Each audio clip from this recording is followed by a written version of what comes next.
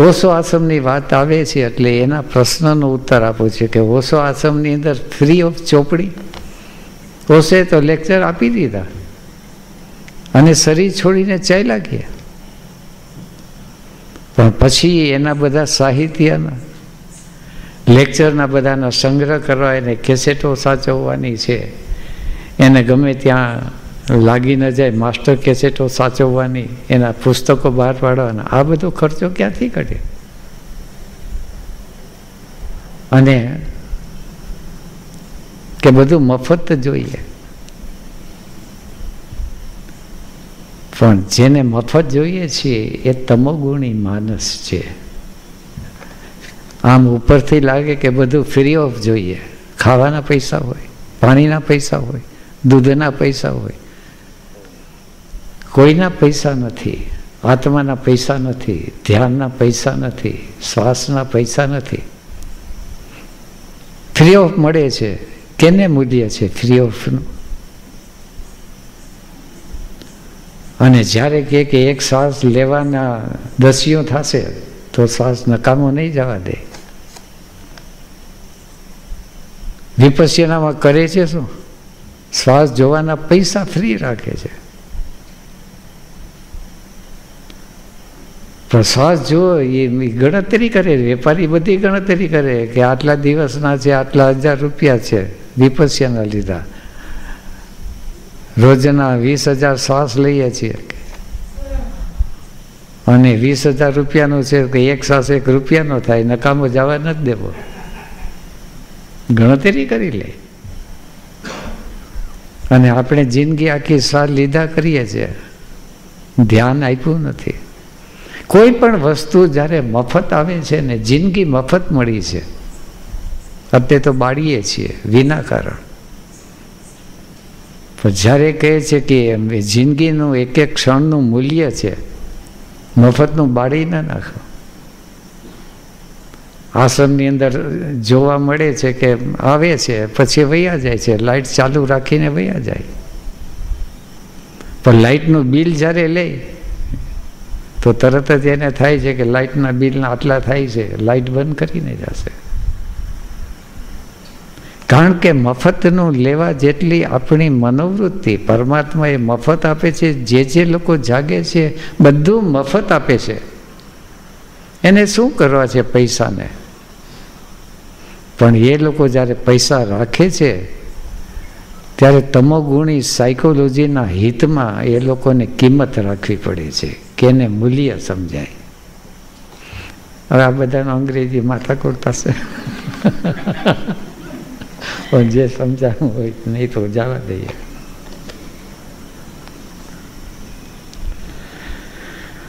ઓછો સાહિત્ય ફ્રીમાં મળે એટલે કેટલાક ઈચ્છે છે તેમાંથી તેઓ પૈસા કમાય, કેટલાક ઈચ્છે પૈસા કમાય.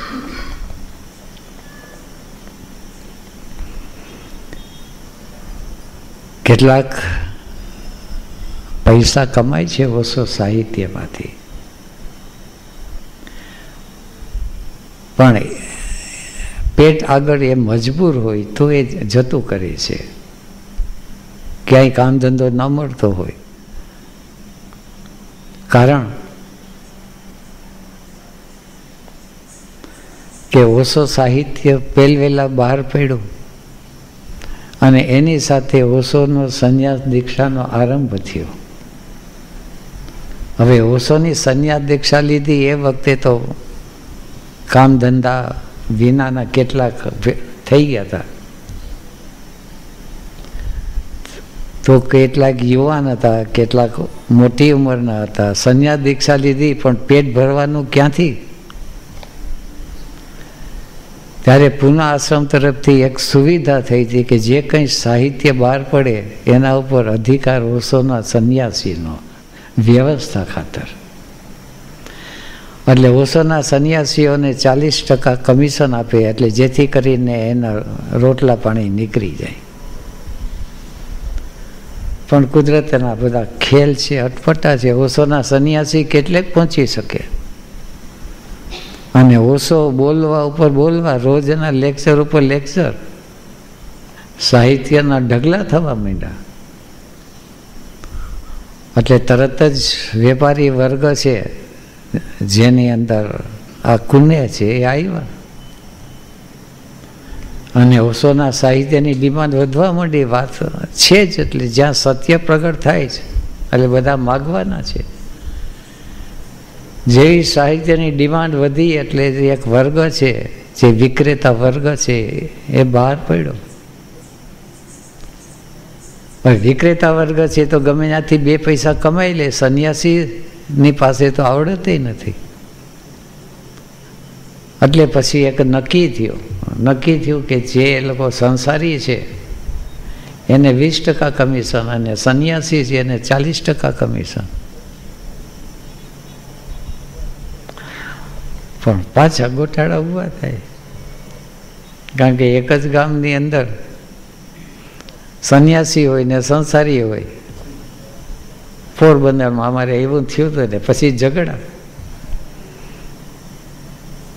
કારણ કે કિંમત છે છાપેલી કિંમતે વેચવાનું હોય, પણ જે સંન્યાસી છે એને ભાવદશા આવે તો છાપેલી કિંમત કદાચ 10% કે 40% છે કે 30% રાખે 10%માં આપી દે.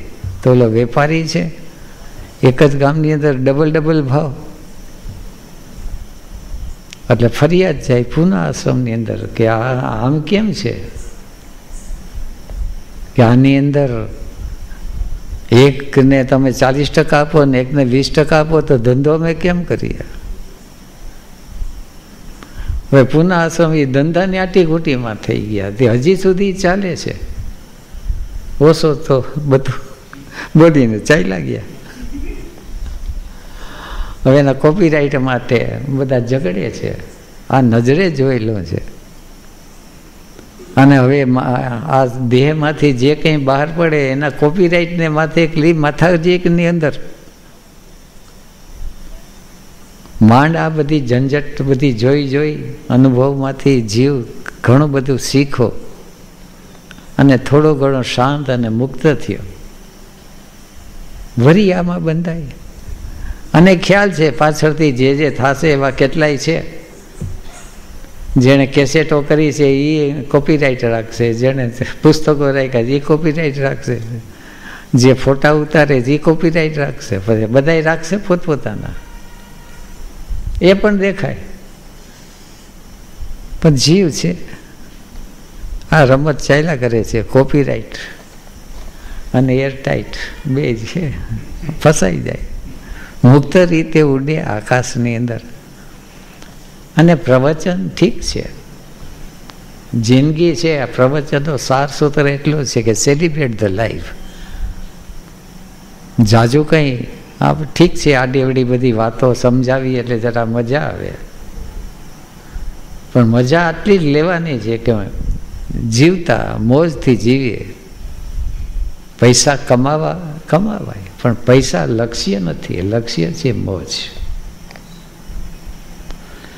તેમાંથી તેઓ પૈસા કમાય ભલે ને કમાય, આપણને શું પેટમાં દુખે છે? બિચારા મહેનત કરીને કમાતા હોય, રાતી પસીનો પાડતા હોય. ઘણા તો જાય ચોપડી લઈને જાય અને શરમાવીને પુસ્તકો વેચાતા હોય તો 2 પૈસા કમાય. હા, મફતમાં બેસીને જે કમાય અને આપણે દુઃખ થાય. એક સમજાય એવી વાત છે, પણ કેટલાક પસીનો પાડી મહેનત મજૂરી કરીને રોટલો કમાય તો કમાવા દેવો એને. અમે ગુરુના નામે કમાય છે ને, તો એવી દ્રષ્ટિ રાખી છે. પેટ ભરવા પૂરતી. વધારે કમાય તો એવી દ્રષ્ટિ રાખી છે. પેટ ભરવા પૂરતી. વધારે કમાય તો કમિશન આપણે લઈ લેવું.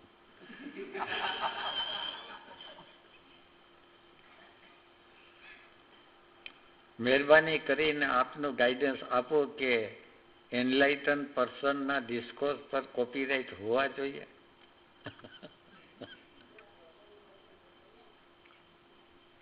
કે છે કે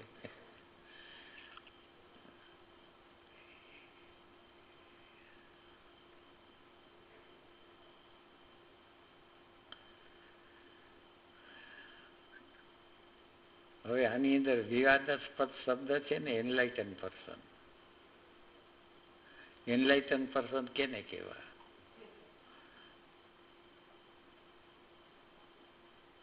કારણ કે ત્યાં કોઈ સરકારી ISIના માર્કા તો છે ને કે આ ટેસ્ટ કર્યો ને આ એનલાઇટન છે અને આ એનલાઇટન નથી. એનો ટેસ્ટ કોણ કરે?